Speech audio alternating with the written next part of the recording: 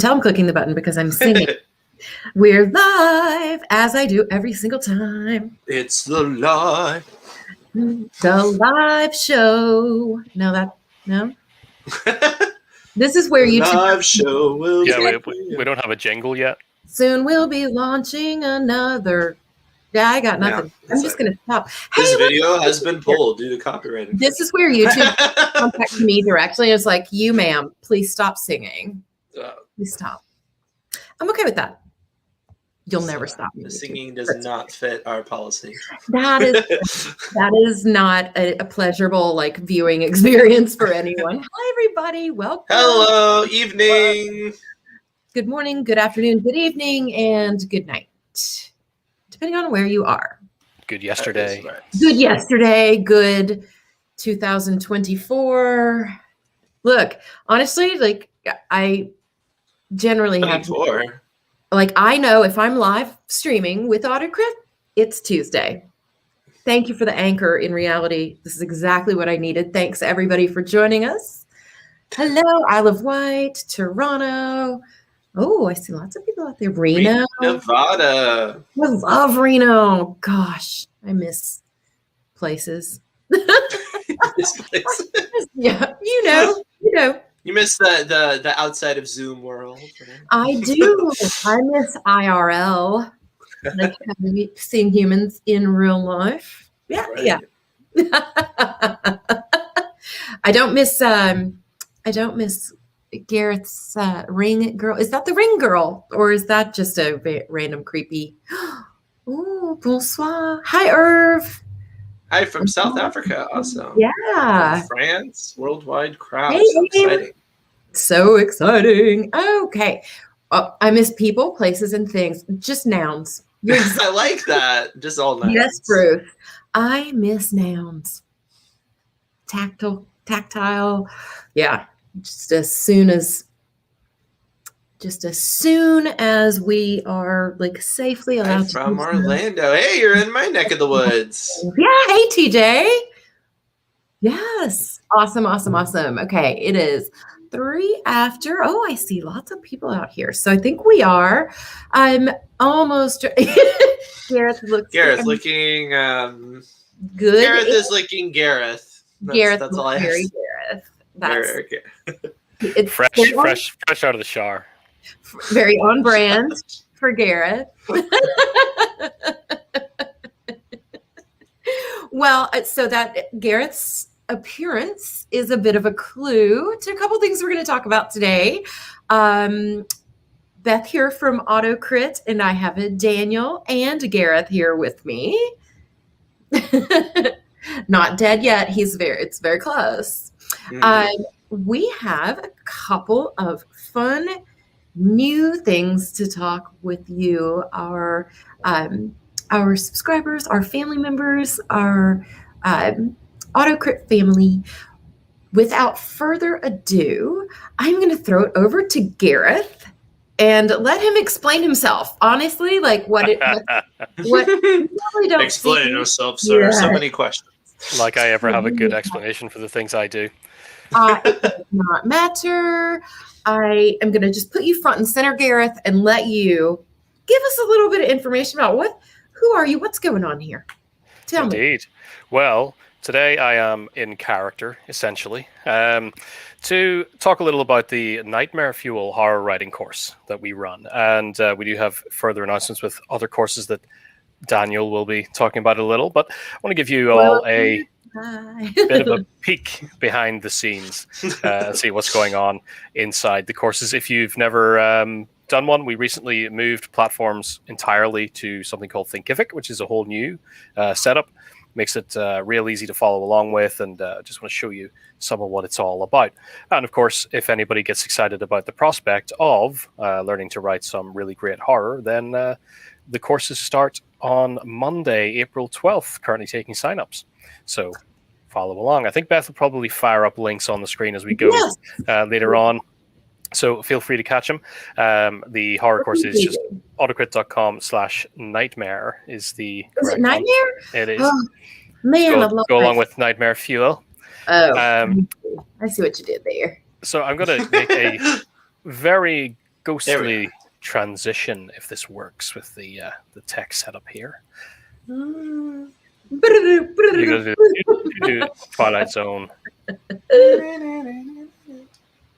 Oh, there we are. So we're all getting a little bit of a peek back in time to March's class before we started April's. But I just wanted to show this off to see, so everybody has an idea of kind of what goes on when you sign up and what the Thinkific platform looks like and how the courses work. So essentially, the courses come, any courses through AutoCrit will come preloaded with some pre-recorded module stuff to kind of get you off to start. So we can get you in on the morning that it starts, start taking in some content, and most importantly, start doing some exercises. So you have assignments and exercises and things that will be focused on that genre to make sure you're getting the most out of it. And then that leads to the live stuff. So let me get my browser up here correctly. Well, let's open up chapter 1. That'll be perfect. Yeah. So Gareth has mentioned once the course is open, so, and this will apply to the horror course that Gareth is showing us right now, as well as to the information Daniel's going to share. But content is there right from the very beginning. So preloaded videos, worksheets, assignments. Yes, your homework starts right away. Gareth doesn't mess around. Like he's giving you homework day one, and that's okay. But there are also, as he's going to show us in a second, every week there's a live stream as well, because some of these contents, some of these concepts are just much better as discussions and really sharing that and working with the class directly and having interactive Q&A. So live streams will be shown. Are you showing us now? I will display some in a sec. But basically, the first thing we have with the introductions is little guides. So introduction to the course. We have links to the AutoCrit community. Every course comes with access to the AutoCrit platform. And of course, since you have AutoCrit Pro access, you also get access to the exclusive community. So all the things that are going on in there, including the guest appearances and everything that happens for the time that you're with us. Most of the courses are usually 4 weeks long. So that's about 4 weeks of complete access to all of that, and we're always trying to bring in extra guests and get people waiting in the wings. For example, this evening, we have the fantastic Lynn Hansen coming in to talk about working with your book cover designer. So remember that. If you have access to the community already as an AutoCrit Pro member, pop in today, check out the events, and there'll be a link there to the Zoom. That's 6 p.m. Eastern this evening.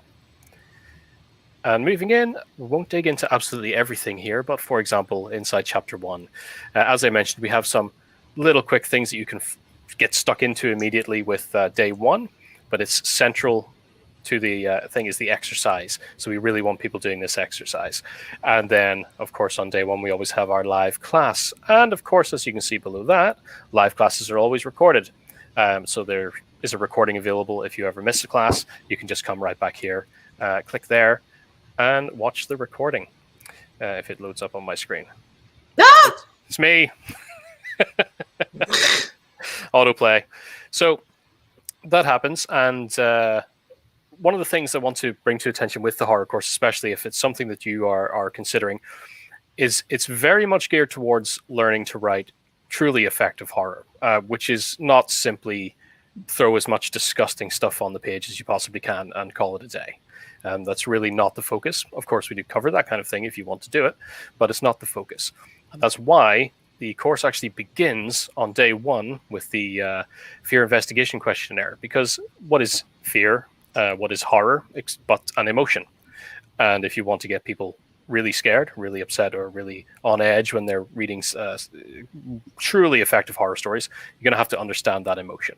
And this is why the course does come with a warning as well, which is something of a bit tongue-in-cheek. It's nice, it's horror, it's scary, grievy.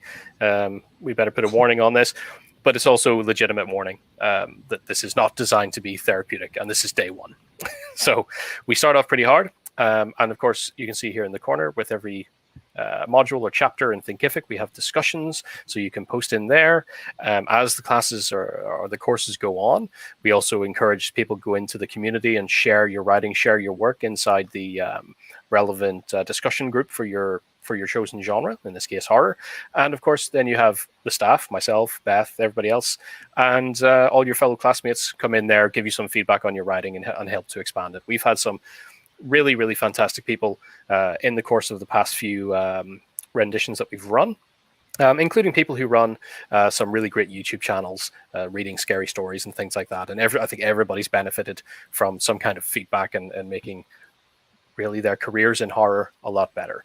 And as I said, since it's not just all about being as disgusting as possible, we do have everything broken up in different chapters. So, of course, planning is something that you're going to have to do. To what degree, I'll keep a secret. It's not what you may think. And then we have character, because character is probably the most important thing. Coming up with gnarly monsters and things like that you can use to make a great horror story. And then stylistic endeavors and tips. So ways of writing and how other people do it. And of course, we have extra resources you can grab, like writing prompts, worksheets that really help, and some exclusive stuff from other writers, including Graham Masterton, Ramsey Campbell, Tim Curran, and a few others. And that's not to mention the live guests that we've also had visit us, including people like Joe Kaplan, of course, Rain Hall, everybody's favorite, and Jeff Strand, and many, many more. Jay Thorne. There's, I think, if you haven't joined the community or been in any of the courses so far, the moment you join, there's a good 8 to 9 hours of guest content just waiting there for you to sit down and dig in. So if anybody here today has any questions about horror or how this course works, or if you're kind of, oh, well, horror's interesting, but I'm not really into all that gory stuff, feel free to ask questions. We can answer them here today. That's really what we're here for. And I hope that's been in some way enlightening. Sadly, I can't go through everything, but at least you got a sneak peek of what I actually look like. Yeah, right. Oh, I have the feeling that people will be watching this replay on slow motion. Please do not screen frame grab by frame. Please. Yes, they're like freeze framing it. I mean, that's part of the draw of the course, right? If you're part of that family, then there are other benefits. So, yeah, you get to see real life me. And do we, Gareth? Do we ever really see real life, Gareth? There's an entire school of thought that is related to the fact that Gareth, regardless, may just be peeling off layer after layer after layer after layer. I would never roll that out. It's true. It's true. And I do nothing to quash those rumors. Hey, you never know. I feel like it could be true. Maintain the mystery. On topic there as well, you may see the in the recording repository there inside that first module. For example, our first live class recording was 72 minutes long.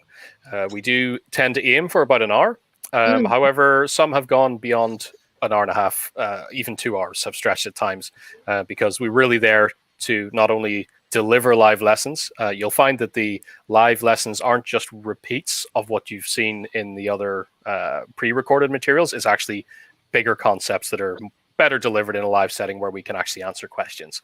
And that's why sometimes it goes on a little longer, because class gets animated, people start chatting, we keep up with the chat, ask questions, have a laugh. Most importantly, have fun, make it fun and have a laugh. And yeah, it can go on longer, but the recordings are always there. Sometimes, we do have people say, I've got to jump, but this has been great. I'll catch the rest later. And there's nothing wrong with that whatsoever. Absolutely. So that's what you can expect. Yes. If you've got any questions, by the way, as we're going along, anybody out there watching us live on YouTube, pop information into the chat. We can see your comments live streaming. So if you have questions about any of the courses, anything about Nightmare Fuel, anything about kind of the process, the platform, anything at all, really, just pop that in the chat and we will pick that up as we go along. I am going to switch a little. I love this platform that we use because we can just switch people around, move them. They're like, look at me, I'm back in the spotlight. How shocking. But in just one moment, I am going to put Daniel back in the spotlight to talk about a new offering that we have coming up starting April 12th. I'm going to pull you over, Daniel. Oh, I did that with a little too much flourish and it didn't take. There we go. Hello. Yes, I am so excited to be sharing with you our latest course, and that is Sorcery and the quest to write stronger fantasy. So we will be taking a dive into the fantasy genre. And I just want everyone to know that I am thinking about the fantasy genre in very broad terms. So I know we've gotten questions about people that are doing, superhero stories, or maybe they're doing more like an urban fantasy, or maybe they're doing, like a high fantasy. All of these will apply because we're really speaking to big concepts. I'm not really going to get into the weeds of, how to emulate Tolkien exactly, because some people want to do that, but there's other people that have a very different approach to fantasy. So we're going to be talking about the big picture of fantasy, what fantasy is about as a genre, why it's so popular, and how to do it better. What makes a compelling fantasy? What is going to draw our readers page after page? And to answer that, I really have to ask the question, why do we love fantasy in the first place, right? So I've kind of broken it down a little bit. This is my little introduction, my little pitch, and this is especially helpful. Maybe you aren't somebody that actually has written fantasy because you just avoided it. I know the one stigma that people have about fantasy is sometimes they'll think, well, fantasy is kind of a silly genre because, you can get away with anything. If you just write yourself into a corner, well, I can just have somebody do some magic and fix it or something. So like, what kind of stakes can you create? But obviously, this isn't practically true because we can point to so many compelling fantasy stories where people do have that weight. They are dressing up like these characters, right? They're crying about these characters. So somehow, even though essentially the authors have this blank slate, they can almost do whatever they want, they're still able to give the material that weight. And that comes to restraint. It also comes to establishing, rules and world building and all of those high level things that really apply to almost any genre. But specifically, with fantasy, the excitement is just that limitless possibility. Right? A romance, you have a general idea of what the mechanics are going to be. A fantasy can basically be just about anything. So it's very exciting. I love talking about fantasy. And like I said, this will be about that kind of high level thing. So I'm going to talk a little bit of why people love the genre or these sort of stories. One thing is wish fulfillment, of course, right? We all wish we could be, stronger, more attractive, more intelligent, more crafty, whatever it is, right? And fantasy often deals with that sort of, concept on a level that you can not do in other genres. You can make somebody fly or read minds or things. You can really think outside the box and get down to these root desires within us and then fulfill them in such a beautiful way, which is why it can be such a compelling genre to work in. Also hero journeys, right? Now, this is, again, a lot of fiction works with a hero journey. You'll have somebody that starts in a certain place and then they grow throughout the story and reach a conclusion. But fantasy often, like where you can take that character is so far and such a big journey. You can start them as an obscure orphan and end up as, the grand wizard of the entire universe, sort of story. Because you really have that limitless possibility. And again, it can connect on such a deep level because you can get into those mythological ideas and you can get into archetypes and just really at root level human desire, which I think is awesome. Unique characters, of course. Fantasy offers you the ability of making a character out of almost anything. You can have, an anthropomorphic tree. You can have a highly intelligent cat. You can have a wizard. You can have just all kinds of things. You can personify almost anything. And it can make for just a different approach, a lot of creative possibilities. And again, I speak to where people can sometimes be critical of fantasy, where they're like, well, you can almost do anything, and this isn't going to feel very grounded, and it's not going to be very realistic, and I'm not going to find it relatable. But that's where you have to ground yourself in those, core human truths. You have to have a purpose to it. You know, it's not just about doing whatever you want because you can do whatever you want. It's about reaching those sort of core values within people, and again, wish fulfillment and hero journeys and all of those things. It really all lumps together. And then, of course, we have fun creatures. Now, this also ends up in Gareth's wheelhouse with horror, too. But fantasy not only will have a great, characters that are highly intelligent animals, but you'll often have, animals that are more animalistic, like dragons and whatnot, but they'll be dragons, there'll be mystical animals, unusual animals, creature combinations you just don't see in regular life. And of course, magic, right? We all love magic. Fantasy, a lot of people will associate directly fantasy with magic. But here's kind of the fun thing about magic. Magic can kind of have this, again, stigma attached to it where it creates an endless world with not a lot of conflict, or it's just too easy. But, really, if you think about other genres, like look at science fiction. Science fiction has technology that a lot of time is more or less magic because you can't really understand it. I mean, really on an everyday basis, what we're doing right now is essentially magic, right? I understand how live streams work, sort of. But on the other hand, I just understand the rules. I understand, well, if I go into my browser and I click these buttons, this is going to happen and this is the result. And it just kind of happens, right? Because technology has been done for me. So when you create a magic system that has consistent rules and you just establish up front that that's the way the world works, the audience will go for it, and you can create this grounded reality that still has weight, still has consequences. It doesn't have those, that doesn't have that negative stigma that people associate with fantasy. And of course, the world building of fantasy is so strong. This is something that really draws a lot of people to fantasy in the first place, right? It's playing in the sandbox and building your little sand castle and knocking it down or whatever you're going to do, It's creating an entire alternate world that is not like our own. And sometimes it can just be a little twist, it could be very similar, but, there's some people that have some little bit magical ability in it, and it could be even minor what they can do. I've seen that. But then you can have ones that are, there's a whole secret world underneath our noses that we have no idea about, and it's this wonderful place that is very alien to us. I've seen all different scales, so really the opportunities are endless. And this class will teach you, maybe you're somebody that struggles a little bit with the world building because you wonder, how do I compete with, C.S. Lewis or Tolkien or Brandon Sanderson or these people that seem to spend, decades inventing their worlds? Is that something I have to do? And the answer really is no.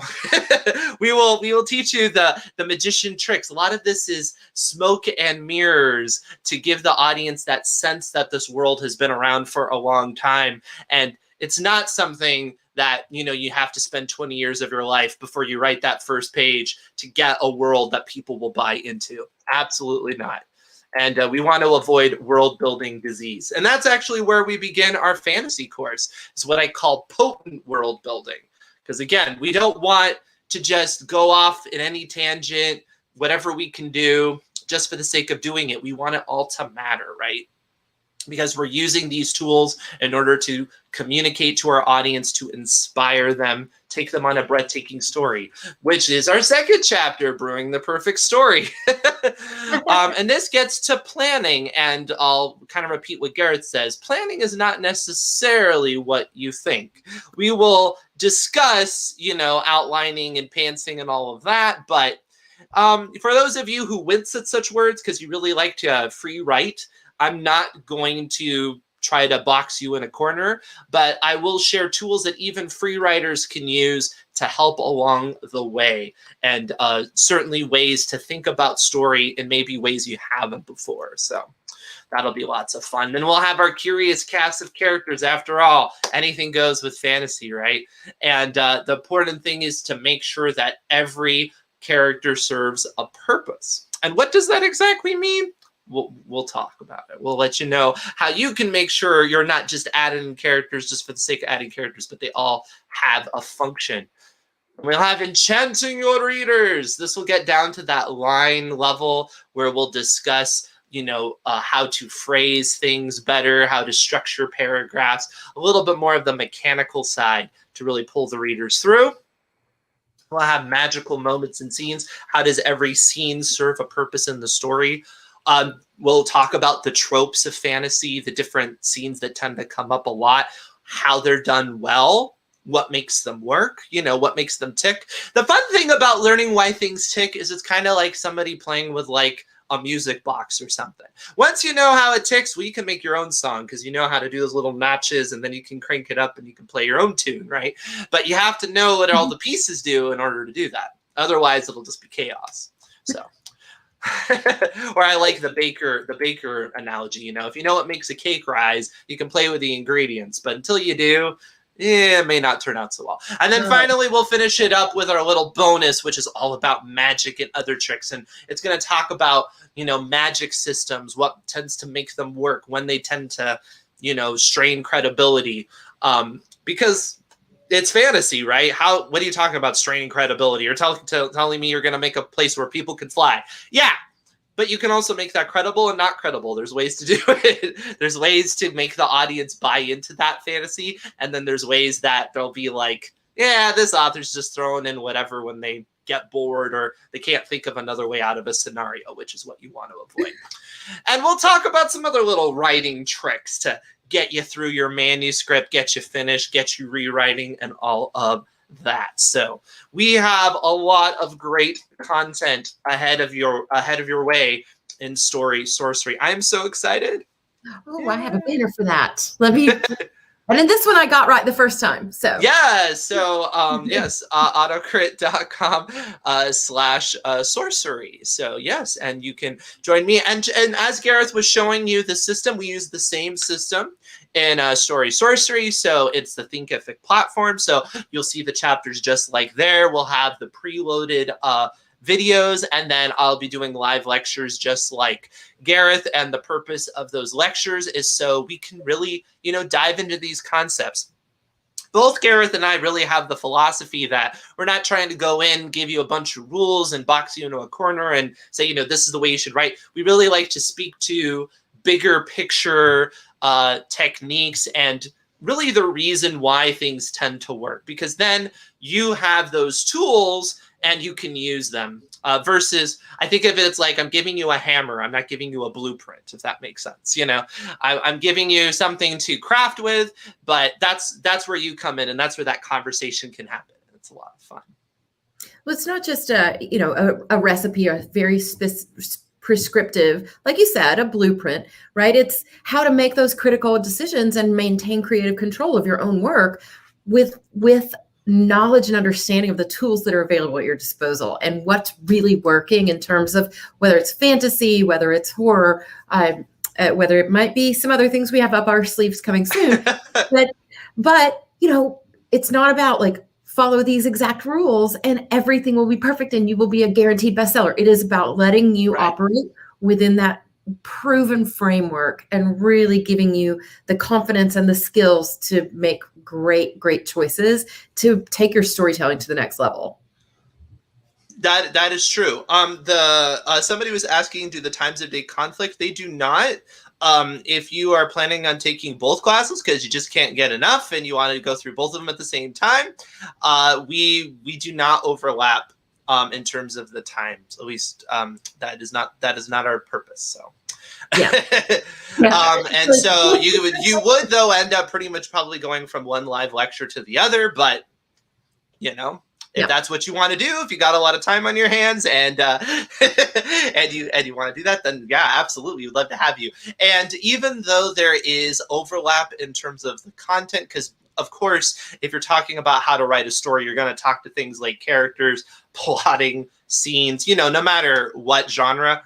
Obviously, Gareth is taking it from the horror standpoint. I'm taking it from the fantasy standpoint. And also, we have different personalities. We have different approaches. You will learn different things from both of us. We're not just working off the same script.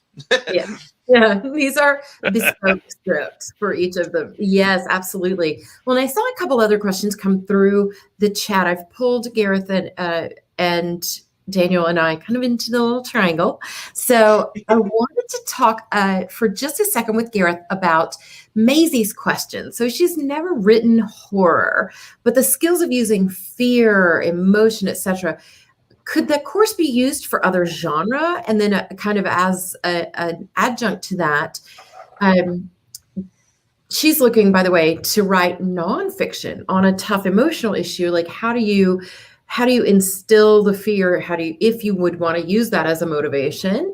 But Brian kind of seconds that and says, what if I just wanted to write a couple of really dark scenes? And also, can we apply these principles to short stories as well as novels? And we often hear that for screenplays, etc. So Gareth, I'm going to throw it over to you and let you talk a little bit about what's been our experience with horror course participants in the past. I think the short answer is yes, yes, and yes. Yes to all of those things. Right. For Maisie, the written horror, when you say the skills of using fear and emotion, especially for something non-fiction, you are actually right in the wheelhouse to benefit, I think, immediately from the first activity of what we do, because it's 100% designed for everybody to be writing and sharing experiences of a horrific kind. This is exactly why it's not therapeutic, but it is designed so that when people are sharing between each other, you are getting the authentic language from somebody who has been through something. So that immediately translates. It goes into your toolbox. It's like, okay, this is how I can talk about this thing that I have no personal experience with, yet make it sound authentic. And that could be seriously beneficial to help you find the right words as well, if you're kind of struggling over how to express whatever it is you're writing about in the nonfiction sense. And of course, the rest after that, in terms of how we later in the course, how we can phrase things, how we can structure sentences or paragraphs, and how to use deep character points of view and things like that, deep character perspective to pepper those with more impact would be very beneficial for that. So yeah, I would say for sure. And Brian absolutely will apply to short stories as well as novels. Short stories are actually my preferred format. To be fair, this gets asked a lot during the course. I don't think there's ever even anything beyond a kind of 50-50 split between everybody, between, oh, I like writing full-length novels, oh, I love short stories. Short stories are too hard. Full-length novels are too hard. No, for me, short stories, prose, and full-length screenplays. I'm not a big fan of writing full-length novels. Do work on them, but I'm not a huge fan of writing them for myself. You know, honestly, you said it's always 50-50, but I will say in our last class, it was 30-30-30 screenwriting. Yeah, screenwriting as well. Short stories, full-length novels, and screenwriters came in hot last time, just a lot of them. So we see a fun mix. The thing with screenplays as well, if you are a screenwriter or you're looking towards screenwriting, that's definitely something we can help with too, in terms of the feedback. If you want to, because everybody that's in the course, you know, at any point you're welcome to get in touch with me, share some stuff. So what do you think about it? I'm more than happy to get feedback on what it is, whether you've just written it or it's been in the drawer for a while. And of course, I've experience in screenwriting. A lot of what we talk about is going to be story structure, plotting, characters, what makes something scary, rather than, you know, as Daniel said, it's never going to be a point where it's like, I will say, this is how you must structure these 3 paragraphs, and therefore that makes it scary. If any, I think any kind of creative writing course that does something like that is an utter failure, because it just takes the creative part of it away. It should always be open for you to put in that kind of part of you that can only come from you. You know, it's highly encouraged during the course that is expressed, and that you don't shy away from it, because it's what makes you, it's what makes your writing your writing. So yeah, very much open for screenwriters as well, if you want to come in, and I have the experience in that regard too, to give you accurate feedback. Mm-hmm. And we've actually had students who, while they prefer writing long form novels, etc., they're generally in a slightly different genre overall, but want to bring in those scary, deeply disturbing aspects, just that darker element into specific scenes of their novel, just to kind of shift their genre just a little bit. And that's been really helpful in terms of taking the class, understanding how to construct those scenes, and then using that tool to kind of wield that wherever you want, regardless of what you consider your overall genre to be. Like if I write mysteries and I want to bring in something kind of dark and frightening in terms of the horror or a bit of a horrific aspect, absolutely this class helps with that. Yeah, for sure. It'll cross over easily into things that well, I guess most speculative fiction has the ability to become a bit darker, a bit depending on how you approach it. Because this is the thing with the breadth of horror, and one of the things that we see in the course, we have a section where we talk about kind of figuring out what your story is, and some people are just, even horror fans, like I've never heard of half of these kind of subgenres and the ways you could approach it.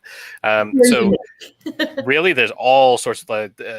Horror techniques can easily apply to a suspense thriller to make it a bit more dark. Obviously it'll move towards things like Silence of the Lambs and stuff like that is a bit darker, a bit more brutal, and is kind of sitting separate from your casual reader, mass market, paperback mystery thriller.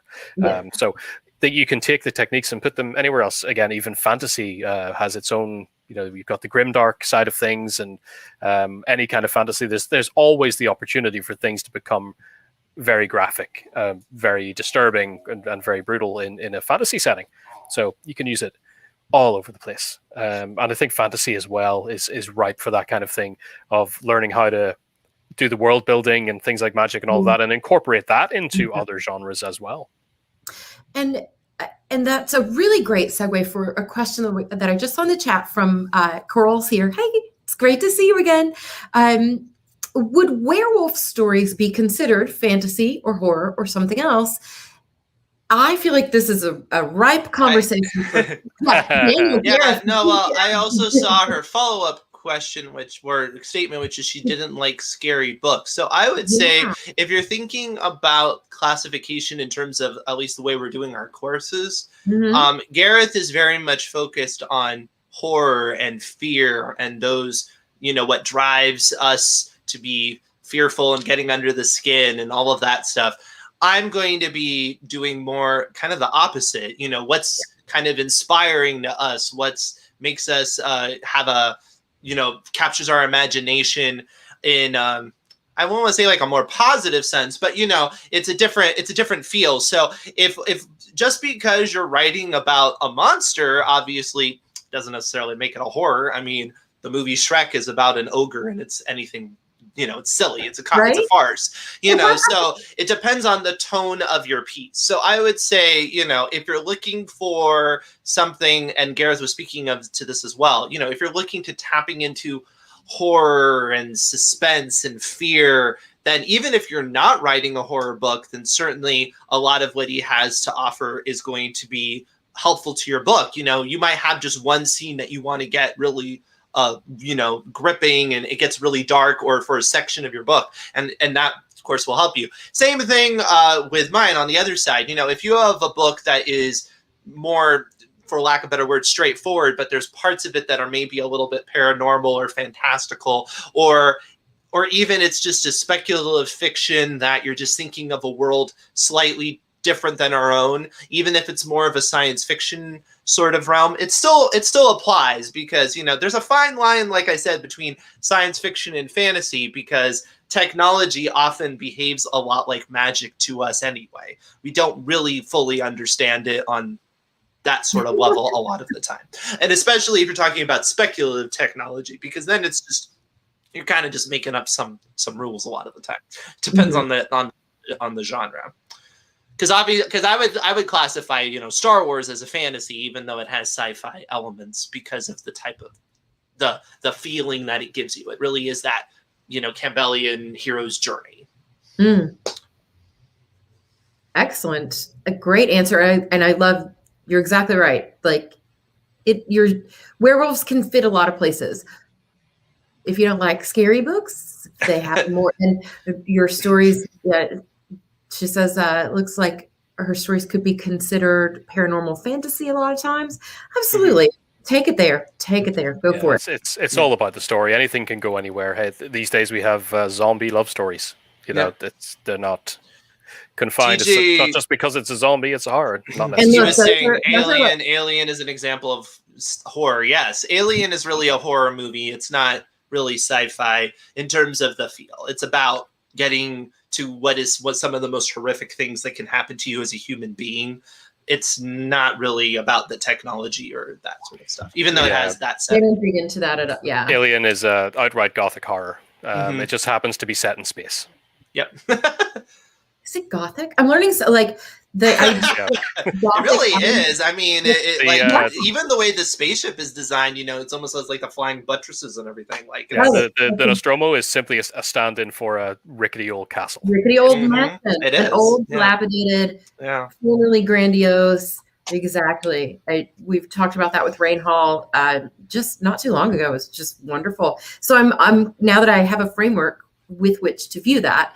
The one thing I would point out that drives it home with Alien in terms of the filmmaking is pure gothic, and it's why it's so successful as what it is. Because the original screenplay for that was called Star Beast, and it was just some low budget 70s monster movie.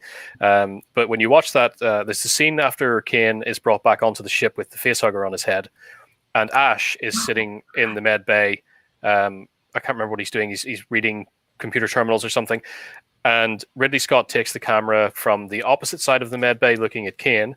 And instead of where any other filmmaker would probably have just taken that camera, lifted it up, taken it over the top of Kane and directly to Ash by the shortest possible route, Ridley Scott instead slows it down, turns the camera to look at the walls and the doorways and all the darkness in the corners, and just slowly brings us around Kane's feet. Not looking at him, looking away from him, so we're soaking in the atmosphere before turning to Ash, and it's pure gothic filmmaking. Beautiful. Somebody was asking about the historical fiction genre. Do you see a fit with the fantasy course? Because I have a castle in the pick. Yeah, one thing I speak to in the fantasy course is that a lot of people will set fantasy back in castle era, medieval era, something like that. And the reason why is because as soon as you introduce technology, magic becomes a little less magical.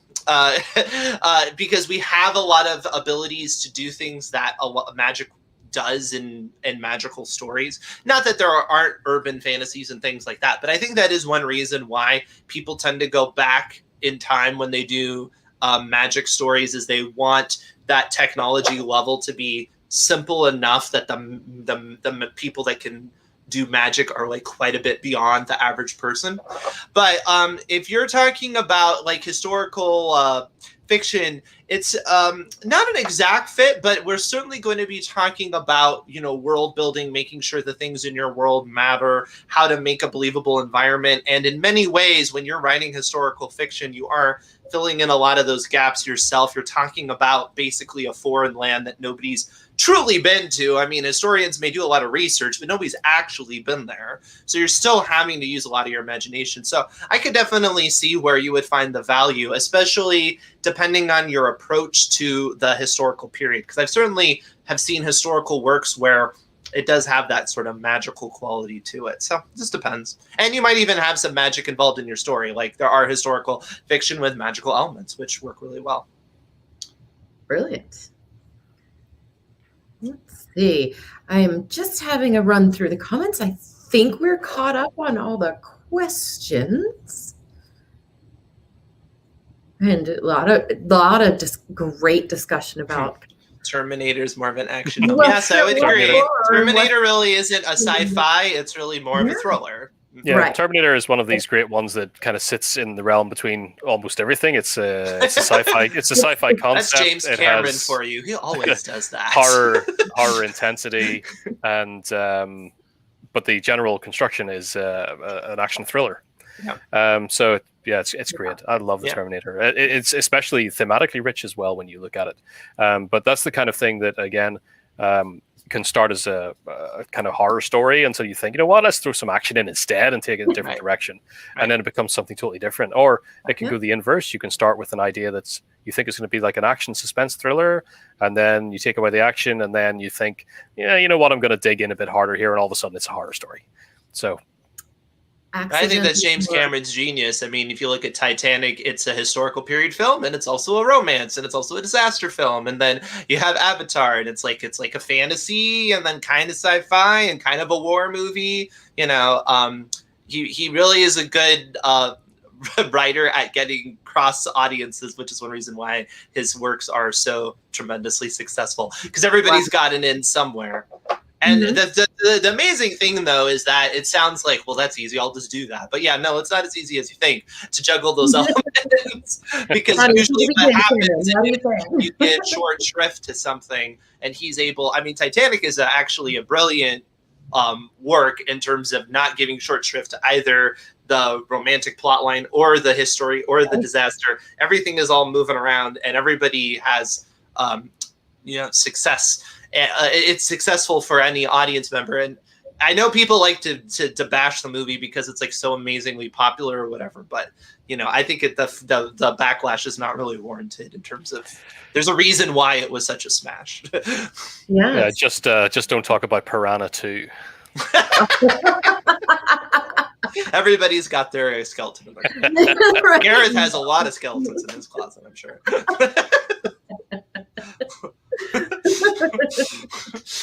They're not skeletons yet, but they will be. I know, right? Exactly. Right? Somebody said they started a post-apocalyptic story, but it turned into a werewolf story. Interesting. I can't do scary, I guess. It's funny. Like, wasn't it like different people have tried different genres? Because like, didn't Stephen King start out in different genres? And I know it's like, it's funny. It's funny how that works. I know people too that they say what they love to read and what they can write are not the same. That for whatever reason they're just not very great at writing the same style as the stuff they really love to read. Yeah. And they don't. It's weird. It doesn't feel natural, and it doesn't flow, and it's right. And at which point I'm like, just stop doing it. Like, it's shocking sometimes to think, like, if it doesn't flow and it's not natural, you don't have to force yourself into a genre box just because you feel good. Keep doing what you enjoy. Writing and telling stories and getting your story out to the world is all about having fun. And that's it. I remember, Werewolf. If you think it turned into a werewolf story and therefore became not scary. An easy way to drag that back into the realm of scary is think about what your perspective on werewolves are. You may be just kind of having your own idea of the frameworks or the groundworks of what a werewolf is. Right. Think about that and then break it. Consider that there are no limits around it. And what is a scary werewolf story all about? It's about threat to people. And it's usually about, if it's from the perspective of the person who is the werewolf, it's uncertainty, it's fear of self, it's loss of control, all sorts of things that are very scary to all of us. If it's someone who is adjacent to the werewolf, then it's fear of that person. And part of that real fear can be fear of a loved one. When you start to realize that you don't recognize them anymore, or they can't control themselves, so you cannot help them. These are all very, very scary things. And engaging with those, depending on the perspective of your story, could turn it back on, back into line. Because if in your mind it's just the werewolf is a fantastical being and they're happy that they're so powerful and this and that and just transform and run through the night, and then get rid of, just cast that aside and go, what are the real negative possibilities for this that I can torment the character with rather than let them enjoy. Right. Yeah, because if it's just that they turn into a werewolf and it's no different than if they put on like a costume from the Halloween store, then that obviously doesn't carry that much weight. So it's no wonder it's not scary. But if it's really like this rebellion of their own body against them, then that can get scary in a hurry. For sure. So that's all based on your framework. So great tips to back to scary if you want to do that. And if you need to make it scary, and to make it scary means break the rules. There are no rules. Yes. Someone the unexpected is often very frightening. So when you break the tropes, when you go there, when you are willing to do something, and it's like, oh well, they're not going to do that because that's really edgy or off-putting, and it's like, nope, they actually are going to do that. Yeah, it's like, oh no, that can't happen. That's outside of canon. Like, what canon? Yeah, right. I'm not on book 3 of this series yet. This is my canon. Yeah, it's so true. Mm.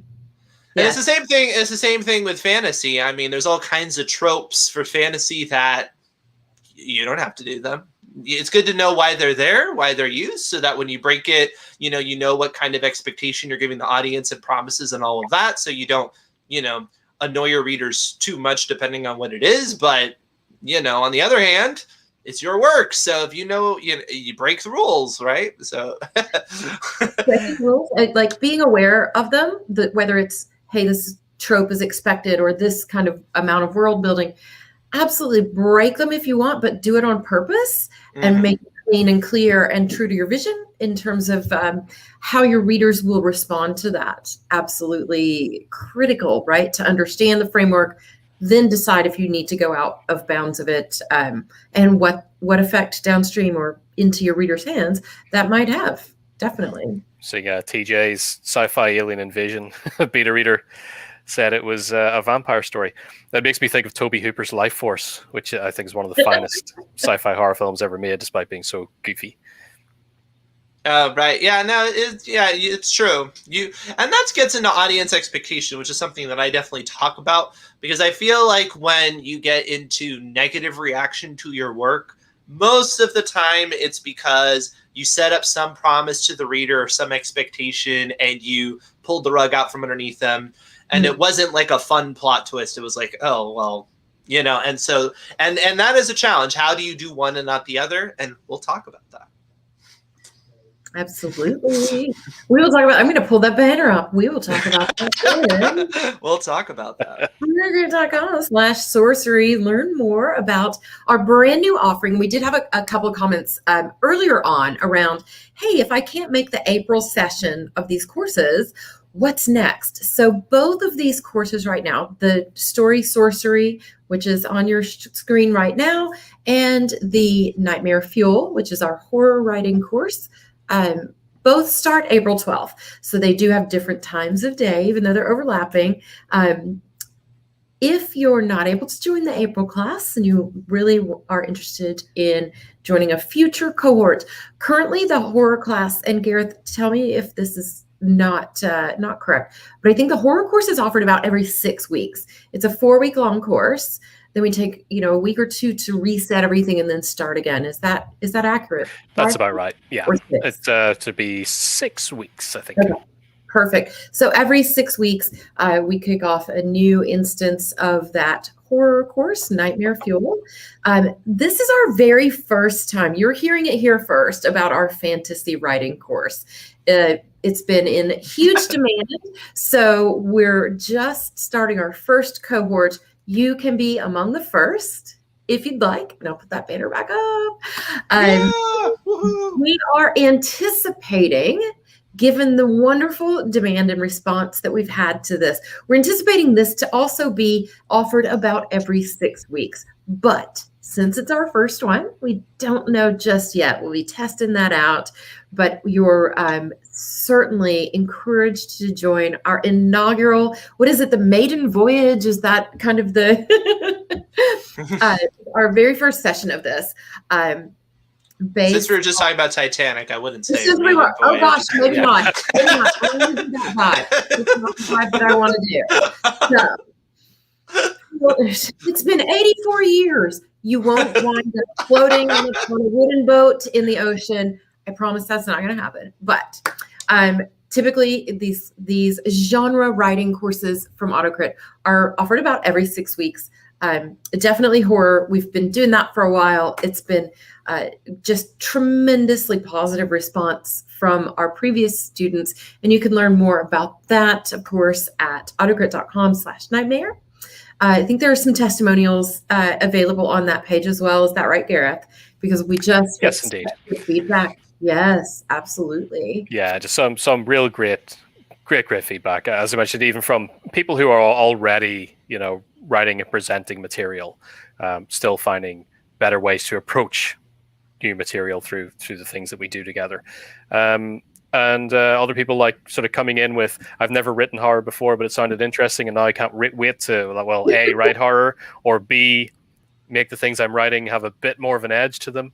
And then we also have people come in and just like, well, I was in a writing slump and this broke it. We hear that constantly from so many.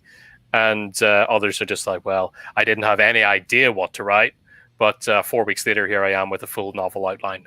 We kind of take it from that with the nugget of an idea, how to find these ideas, develop them into stories, and do what you will with them from there, whether it's shorts or full length novels or screenplays.